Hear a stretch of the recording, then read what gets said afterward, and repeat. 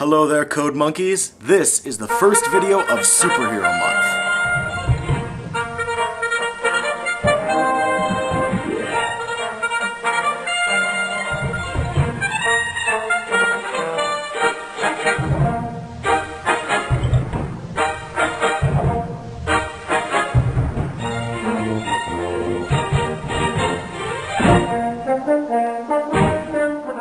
Now, some of you may recall a while back I did a series of 5 videos that were comparing the 3 Spider-Man movies to each other, using the categories of main characters, supporting characters, villain, action, and story.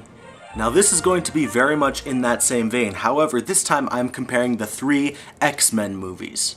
But because of how the X-Men movies are constructed, the categories are going to be slightly different.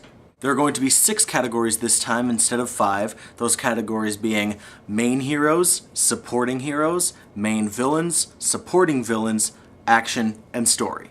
So with that in mind, let's get going on the first category, main heroes. We're going to start with Storm. Now, this character is pretty bland across the board, and I can't help but think that that's Halle Berry's fault. I've only seen this actress in a few movies, and what I have seen I was not impressed by.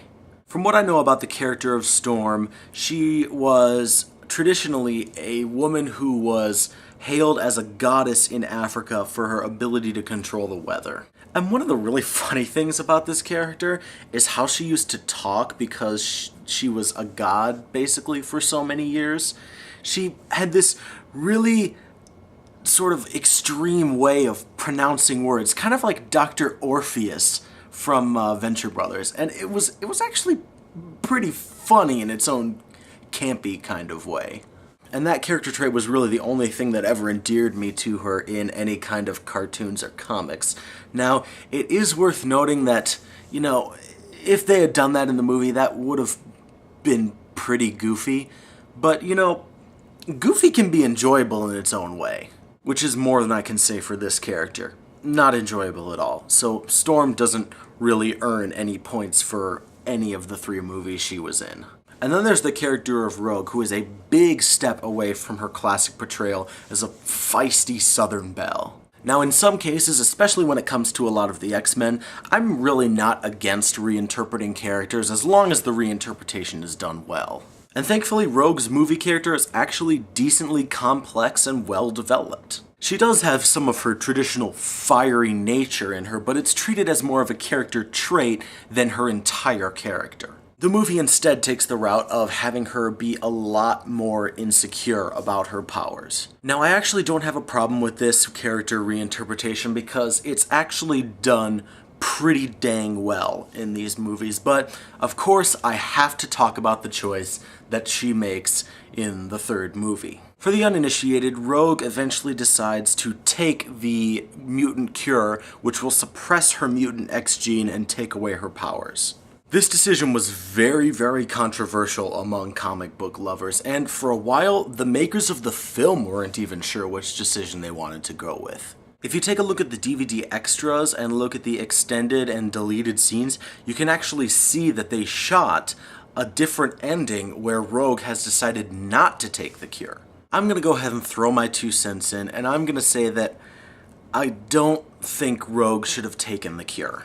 I thought that her own personal journey of learning to accept her powers as a gift rather than a curse was very important to the overall theme of the movies. And to have her ultimately reject her powers just was kind of off-putting to me.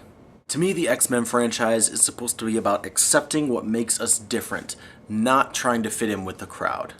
I'm going to say that she did the best in the 1st movie because, as I will get into a little more later, I really love the relationship between her and Logan in the 1st movie.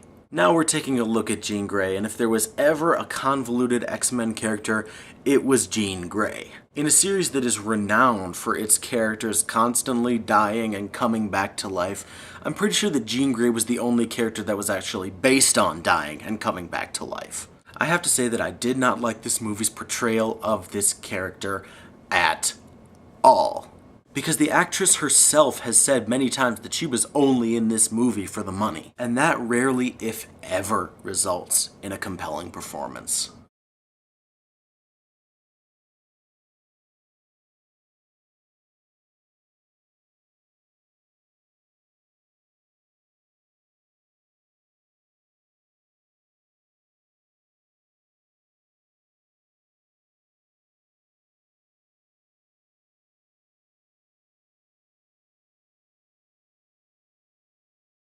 For this reason, I like her best in the first movie, because in the first movie she's almost entirely behind the scenes, and that's all the attention I'm going to give this character.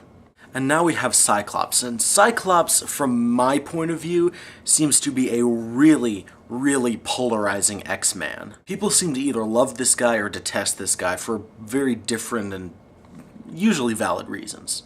I never found him to be all that interesting myself, but I think a lot of that is the fault of the movie's writers. He doesn't really seem to be his own character as much as he does a device for the other characters in the movie. My problem with the second and third movies' use of Cyclops is that over the course of the movies, the story makes him into this weak, inept little child.